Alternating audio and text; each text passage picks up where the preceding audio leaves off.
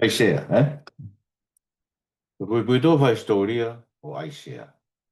Ko tō Aisea koe visioni a Aisea whoha o Amosi. Tama pe me Pesura Kipe, pe visioni o Kauki Siuta, mo Jerusalema, aena e oanga Aisea, whoha o Amosi, nani o mata giai, o tonga e pure a ngai tui koena.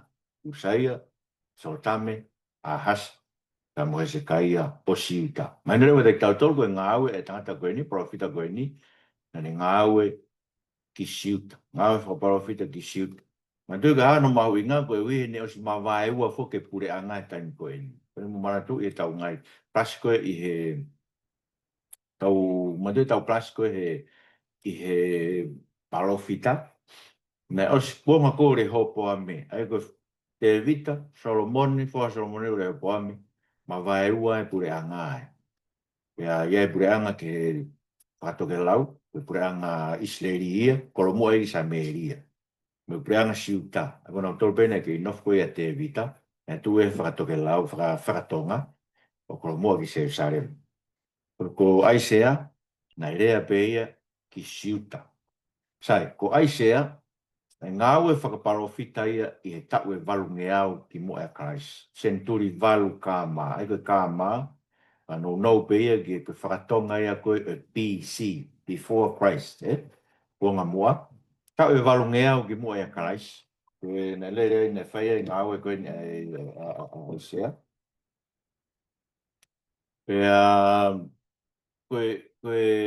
Ko Aisea, whakataha mo Maika, whakataha mo Amos, whakataha mo Aisea.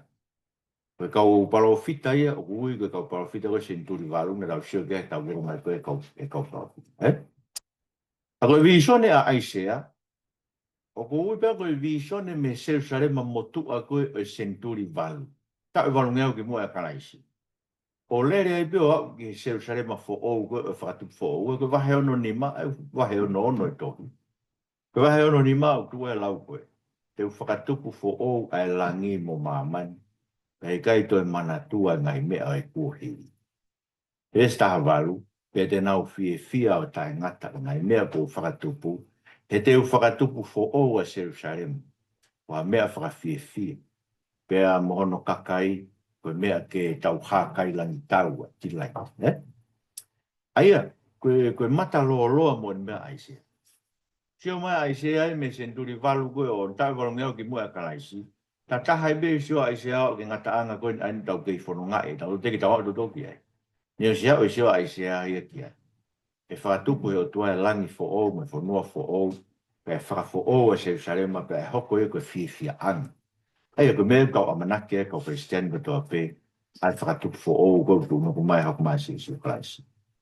Pe kau palo vita o Israelina te ui ki nau tō koe kau sio lo loa. Pe koe kau mata lo loa. I riwe Moritoni mata lo loa ka ko ai pea koe sio lo loa. Ko nau sio anga ko mea aisia. Nau sio whakalaka nau tō nau sio nau ngai mea fufu. Aia, pati mo manatu e aluka a saula koe mo ne se vani tio kume whanga asi koe ni tamai. Ka whaiwhai na aluka na pehe ke na o mua ke tangata mata loloa. Eko Samuel ai. Pe tala mai rewa e konga koe ni wahe hiwa vesi hiwa. I Isleri e konga mua. E alu e kakai o eke ha mea mehe o tua ki he mata loloa. Ka pate nau whie eke ha mea ki o tua na nau o ki mata loloa. Aia koe palo fitai, o kuna e uia i he konga mua, koe mata loloa. Kana nau foko eke ke mea koe e more na whanga asi. Kana o stara heo tua ia ki mua pe ia ai ki a Samuel, e hawa saula ko saula e whanofu koe tui. Aia koe foi konga e koe mandu e se vāniti koe ke hasi se mai dia Ilaisa. Aho ake foku na sio a hau e kau tau ka Siria kumea Ilaisa. Koe ui foko e palani ko toa pe e tui Siria ia, une palani mo ne kau senyare, o stilo i tala e o toa ka Ilaisa. Pea tala rewa Ilaisa ke tui Isleri, pea hao whaki ai e tui Isleri. Pea ita ahi ai e tui Siria, ne eke ke ne kau senyare, pe ko hai spai. Anga tama ko ka taha ko me be ko bueno parofita na ko ilaisa une tala be me ko ke rea ko lo ki mo tala ke tu ai ko se ke fatongia parofita anga to ani ke ngai me fufu ne anga tala ai ko anga wa parofita faka a mata ko ke hasi ke sio ne ade fu ka tau ko na siria ka to la he fu ka tau ya o tuana na atakai ke malu parofita ai ko meta tau pe ia watu vai ta fitu ve sta tolo ko ka profita na na urea ke whakatokanga a prana isleri ke na tafoki. No na ngahi alunga kowi ka tu no mai fa mawe o tua na hoko mai ke te na tolo prana asiria. Ai sia wahiwa ve si hongo fulu riringi na na tala ke riringi o tua ke te na tolo. Ai ko tango whakatu tamaki e mea tango ko hai o tua ngai o tua whakamohe ka profita.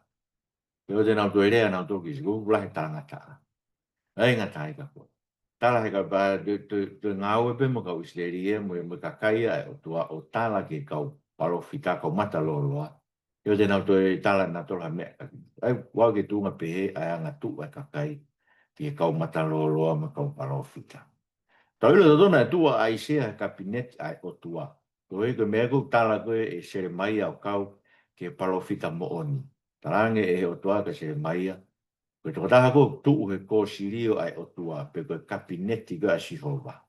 O ku mamata ia pe a whanongo tonu ke wholofola ai o tua. Ko he ko mea ka mai ai sea vai o nuku suraki. E tau wena e pekia ai a kingi usaia. Na mamata ai sea ke o tua. O afio i ono taloni e tempare koe ilani. Tempare monia. Ko isone ka ai sea. O kunesio me Jerusalema motua o senturi valu, no mena tau lawe ki ai, o au ke Jerusalema fo'ou o e whakatupu fo'ou. Ka koe foi hala whanonga koe me Jerusalema motua ki Jerusalema fo'ou. O ku fo'ou ia e se vanit wharenga mamai. E koe mea ko maare e fotunga whakaetohi ko aise.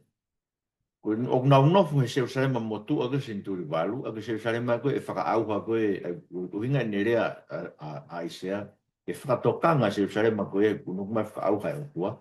Kana e tō whakaauha e kuonga sere mai a mo iskeri. Ai koe o sia tau e me mei e te au tupu mea, mea aisea. Ka koe i whanonga koe mea usio aisea me Jerusalema motua ke Jerusalema fo'ou koe oe whakatupu fo'ou anu tau kei whanonga. O foi whanonga koe me Jerusalema koe senturi valu, Jerusalema motua ki Jerusalema fo'ou. O ku fo'ou e se vanit wharenga mamahi. Aia, koe ngā ka tānoa se vanit i wharenga mamahi utu e aisea ni matolu. O uhinga aisea, he kai ke lawa hata hai au alu me Jerusalema motua o kau he nofo Jerusalema fo'ou. Kai oua koa ko fua energia e se vanit wharenga mamahi o aisea ni matolu. Ai koe mea maari ai fotunga whakaetohi koe o e tohu. O kai ke tala ai se ai hanga mea kau ke ne whekuki whaka e ia koe ke tala e whoroforo ai o tua. I hono kua ngā ngai ko sere maia, ma tia sere maia. Tangi lau lau ma me sere maia ia hono whamamahi. E ngā tai ke nai be me kakai e na na wā, mausia e ahoni ki parafita ko Hananaia. Sere maia wahi ua vali. E hauia o to e ioke koe nei a sere maia o whesi. Ya aloa se mai pe tarange o tua yo ke o kamea pe tala ga hana nai e mate pe hana nai tau ko nga ko ela o fa matala a se mai ai ke ne ngai fe kuki me ngai fa fe pak fai dia te ia ka kai be o tua ko na ta tui e for o tua na ani ko ke ta mai ai se me be ki me be tau ilo ka ai se va he wanoa i ka te totu grave i ko se mai va he wanoa o wase ai se ko tangi lau e nia a sere mai ki he otua o hange fai hala o tua ke te ko taimu to pe o rea o ne rea ke pro fora o tua manu ki ia e kakai ko taimu ko longo ai pe hoko e fekau ai o tua ko sere mai hoko fekau o tua i hono fatu ko e afi ai ko ke lava ta of ko pau ke rea ko ne rea pe a manu ki ia pe tala kovi pe whakatanga pe a ta whakaupiri son, ngai whekuki a sere mai au ne whamatala. Ka koe ke whamatala mai ai sea ia hane whekuki pe. Amata ne ngā whakaparo a anaia a aisea o rea ki hea ngahala a Jerusalema, sia vai waki vesfa, ai gau ni whatokanga pureanga a ngahala. Pureanga taula i koe nau ngahi hia, me lau ki nau tolu kakai, o nau li aki a siho, nau wanga manuki e tābuha o Isleri, o nau whakasitu ai. Ai ko no winga fuku e nau li aki koe wholofola ai o kua. Kamata ni ngā we anai pa toki u ia ia aisea wahe ono, ve swalu ko i. Whanau ke wholofola ai o tua, ko hai te u whekau, ko hai alma tau tolu, pēne pehe, ko a wen whekaua. Pa maari o i rau kau koe, eh? Ai ko te mlai whau tau tatari peka ka ia ka reo ke tau tuk whai whekau, pa tau tuk whai ngai ngai whai whekau. Aisea na ke tatari ke toki u ia pa tuk whai mea, ngai peka i ngai angu sire mai ana i u ia me manawa. Alo aisea ia whai ngai parofita pa toki u ia ki mo. Ai ko mea mau inga pe, whaarulahi e kakai, ke nau tu o rea ke wholofola ai o tu. O te nau pe, tari pe ko te tuk whai whekau, pa ki alo whai kono moni, o ku te ilo tō tāku whi unga mo langa whai whekau, i he ne whai e ngai whai whekau ki mua. Pea tuk whai e tuki awe ki ai ala kanga whai whekau. O ku tala noa a aisea ke ne ngai whakaparo whita i ngai wahe koe, wahe fitu, wahe walu, wahe wanoa, wahe tō fitu, wahe tō. Aisea wahe fitu, Tuk so kaya koe tala noa ia koe ne whangangai koe mo kingi ahasi. Aia ko usaia, na e pekia koa usaia koe tau e na e ui aia ke ngā ue, pawuhua kau mea koe tau fitu whaa ua, nai be of kia koe fitu whaa noa, taimi koe. Tau e na pekia ki usaia na e ui aia. Koe whoha usaia ko so tame. Na e ki nou nou bene pure na e tui whakataha so tame e mo ne tamai mo usaia, e nai ki hui taimi whaa se mo uia usaia na. E tā ia ke si hova kiria, koe ne koe i lau. Kai kia. Koe mahi fitu, e taimi o king ahai, koe whoha o si o tame, pea o kurea ai parofita e king ahas, ke tae tui a king ahas ki e o tua, ke si hova. E ange ai e si hova whaka ilonga koe e whaitama e tau po o kanau ia Immanuela. Ai o koe uhinga ai o tua, e te kai ke poto ki tamasi koe ni Immanuela ia he rea mo e mea, o si whaka auhai o tua ia ai ngai whiri koe o siuta na iri fia ki ai a king.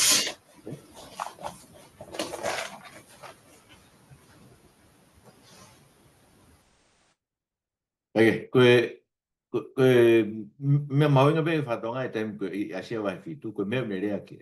Wahe wālu reo, whae re ea no whoka. Ka whakahingoa ko mahe sala hase pasi. E ko hingoa roro ka koe hui hingoa, koe hui whekau ea, to koe hingoa e uhinga hingoa. Ko oho vave, o vete, o whaao.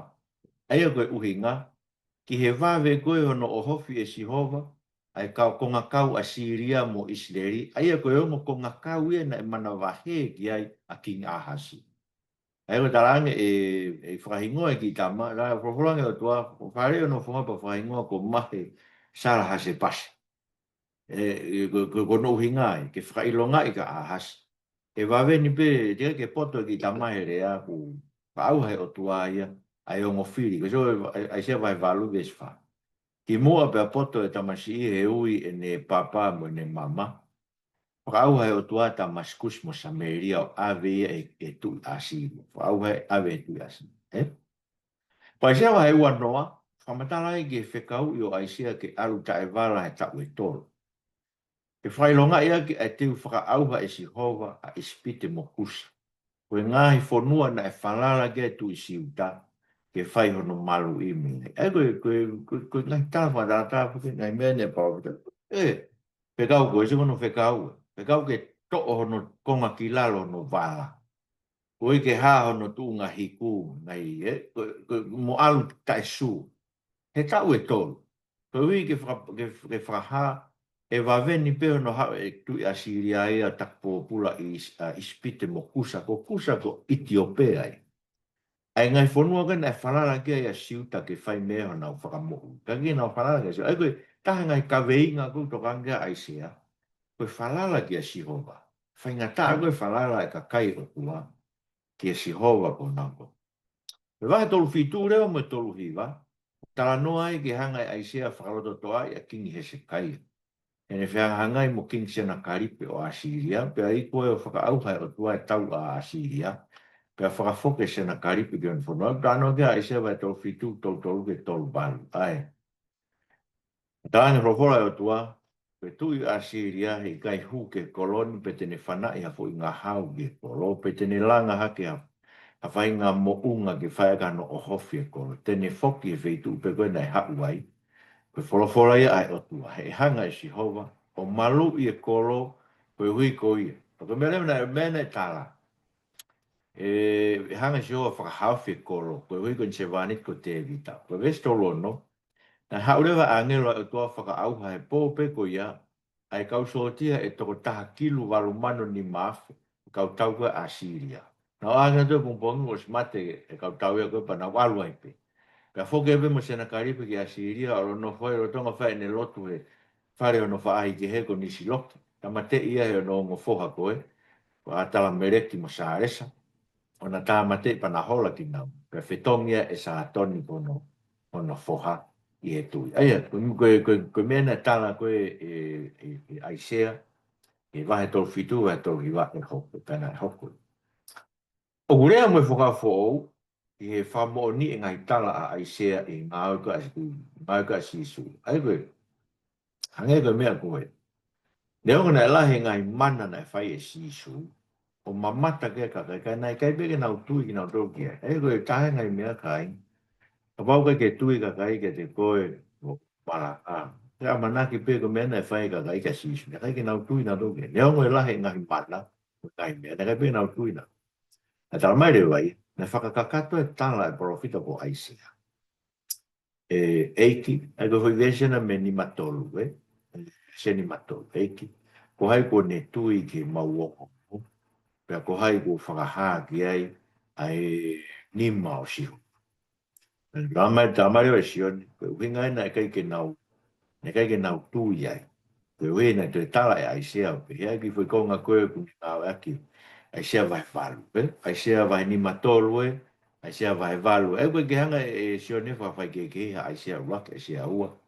Te koe ongo wahe, koe konga e me vai ni matolu, ulau he ni, koe tokua koe, tō tahkena ne whao ne mea koe ia.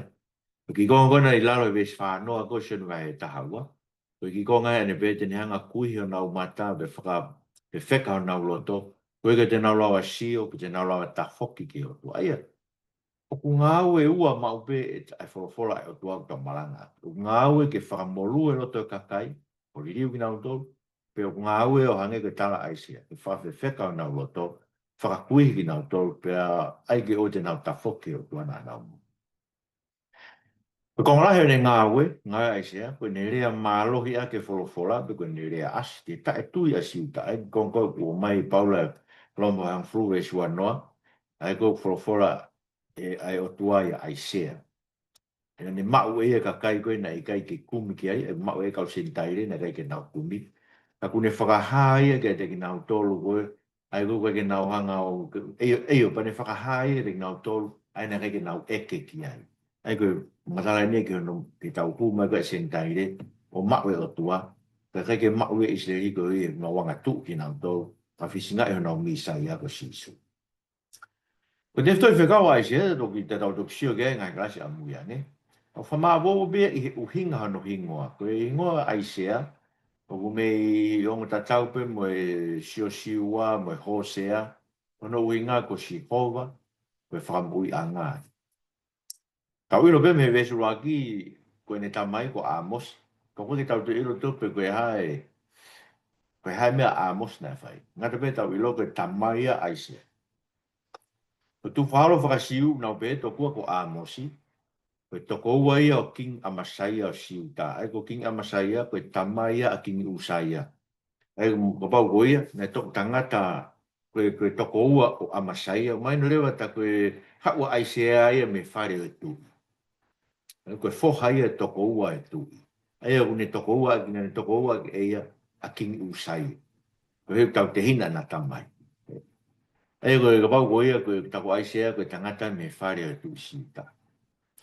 Matamata na nea ko ia King Hezekiah.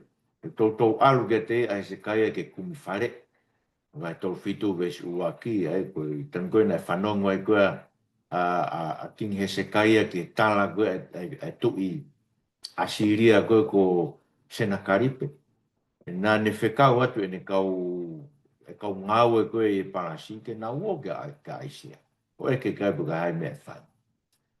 Pea mo tau alu pea Aisea ke Hezekiah. E ne orfuka Aisea tala ke Hezekiah. E ne puke, te ono whare he mai. Mo e koha mea kōpia ke kau whewhekau ke tala ke kai ke nau te ke nau. Mahino na ne mariwe mo taha e kau paro fita whewhine. O ia e hono ngo foha e toko ua na e whakahingoa pe ia ki anga ni ngā o koe foha uaki ko sea si supi. O ulau kia ia ai sea wai fitu ve stolu na nao mo sea si supi. O rea ke king asai. Ka koe uhinga e o sea si supi. E to e foki mai hatoko si. E koe no uhinga foki e takpo pula si uta. Pe e to e foki mai ka kai toko si ipe. Remnant. I tau koe ki toenga bete nau to e foki mai ke whakakakai a siuta e osko na tak pōpura, ai nei, tuk whai e kuonga sere mai a mua iskei. Pea mono foha koni na tau lau kia ni nai ko mahe sala ha se pas. O hofi o kai asi wawe o ave, ai ko e ongo hingoe ongo tama, na e kau beia ki e ongo whekau na e ange ki e alumo ai sea ki ono kuonga ki e tui. Ko e ongo foi whekau ki e tui ko e kuonga koe na whekuki mo kingi ahas. Tamai koe ahas kai, kingi ahas. Pera to hola hebe mo ne whanau, hanghange na hebe mo ne whanau, to la hebe ne rea o pe, ko a weni mo e whanau me omi o tua ke te au, ma hoko koe ngahi whakailonga, ngai mea whakaofo isleri, me he mea sihova e ngai kautau, ai au ne nofo i mo ngasai ane. Pe koe ne lau e ka ne whanau to hola, pe koe ne lau ke ne kauwako, pe koe ha, kau hanghange na to la hebe si ne whanau. Na ne nofo be se usarema, me o peu tau ilo ki ei, ai koe na whekau peke alo atu whetauraki mo Aisea ai koe tuka wheitu koe vai i olunga. Ka moe hala koe i he malae koe tangata whokofu. Ai koe ngo wheitu i Jerusalem. Mai no koe winga no tala pehe ki ai koe Aisea na no whi Jerusalem o ne ilo ai ngo wheitu. O koe lawe hei pelu vai tātāwe stol whitu ke tō taha na e kirisi ua. Na e tolo maka i ni ihi, kirisi ua i ni ihi, tāmate i here tā i ni ihi, e takai holo i ni ihi, i e kiri i sipi, mo kiri i kosi, na e masiva i ni ihi, e ngahi kovi, ai koe tānoa ni koe, ai kau maata.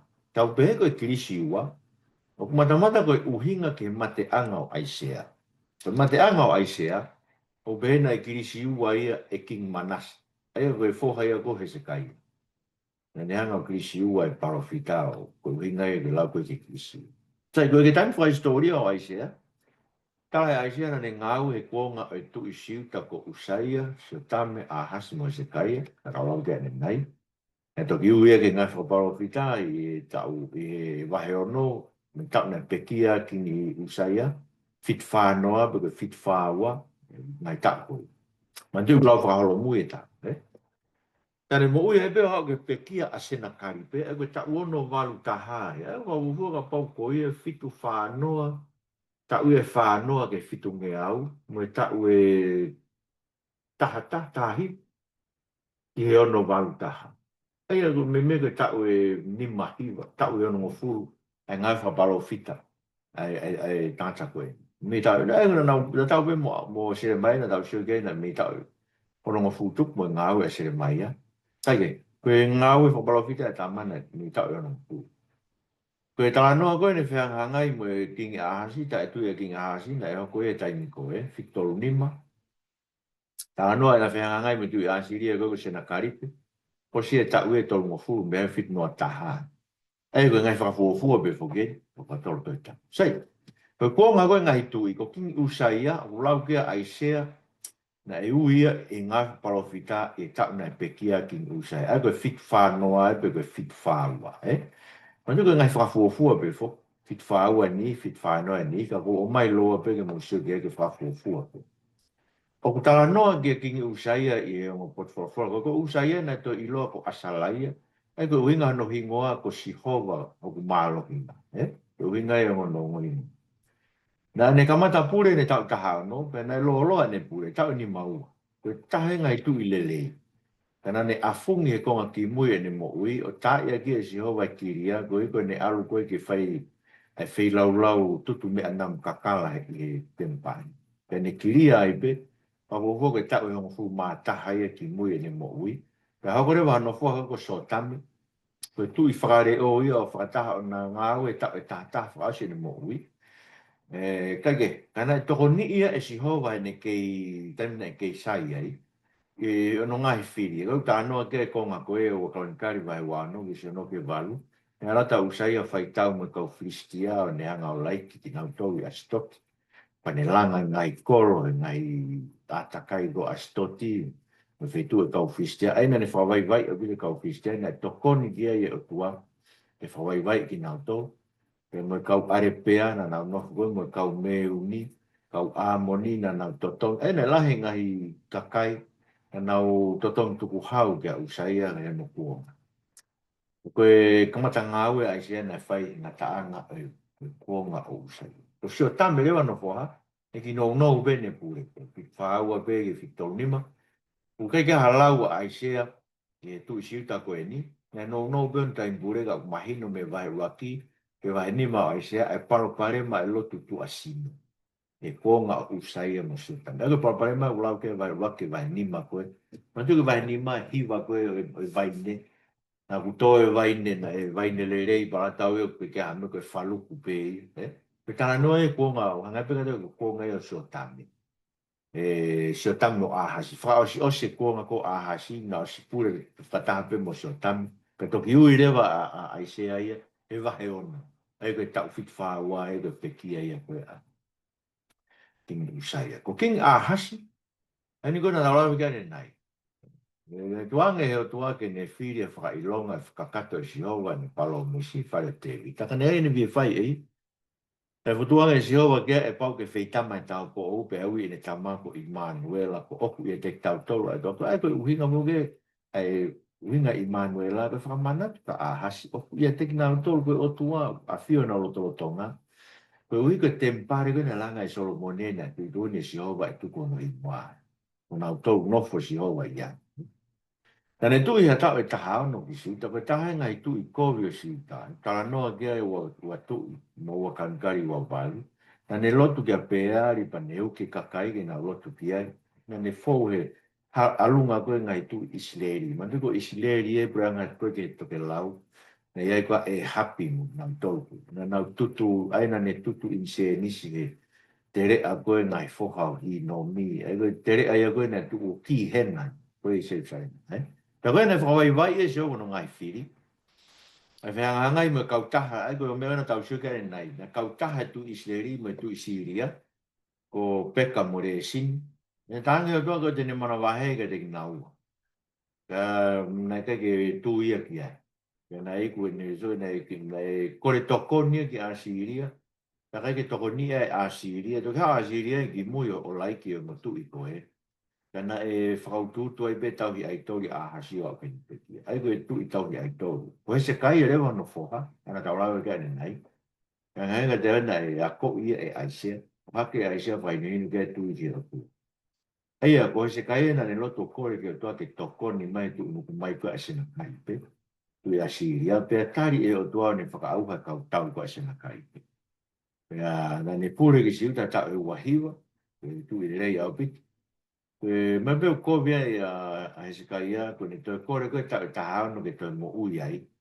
Pero lo tonga ko ta u na fa e ta kun ko manase ko ni ai na ta mate ai se. Ai ka bana alu beia ne ke gen to ma fo han ko manase. Ko tu i ko vita ai historia ko ngai tu si ta tu ko no fa au ka ko se sale. Ko ai se na ne fatu e tohi. Me na la ke kamata. Talo me kamata an ko ngai ta fa so sin tu tai va mo hopo ke kau fa kau to kua. Pero ia sia na whakua kau tangata ke e tolu. Wa i sia sin turi walu, to kua na ana vai ua ki ke tolu iwa, ai se aua, ai a urea, ia he kua ma koe tak pōpura ki Papilone, vai whanoa ke nime nima, mo ai sia tolu o urea vai nime nima ke ono ono, ke kuonga, ai whoki e tak pōpura ki Papilone. Ka koe tupu whakaukau e koe nime a kau wako no nau tae tui ke mafi o tua, ka moe tohi tapu. Nau tae tui, O lawa he o toa whakaha ke aisea. Ai ngai mea ko toa bena e toki hoko e he amu me me tau e te au ni mango fulu me e. Na toki hoko e whakahe ki Papilone e tala e aisea whakahingoa a tui koko kōresi. I he vai whanima. Ma niko aisea e sin turi walu tau walu ngea tupu e ko kōresi e ko tau ni mangea tupu. Peke whengata ke tui ka whakatoro te tapu lawa e aisea me sin turi walu me tau e wa ngea ki mua e a kōresi. O whakahingoa mai ko kōresi te whatawa tāina ka kai o tu. Ka ko aisea pe ne tala mai ke te tau tō koe o tua koe ai ko ku tala noa ke aisea koe o tua ne tala mei he kamata angai ngai mea oi amu. E koe ke hapalopare mai ke o tua e ne hanga tala ngai mea. Una o tai tui ke e ka kai koe ni.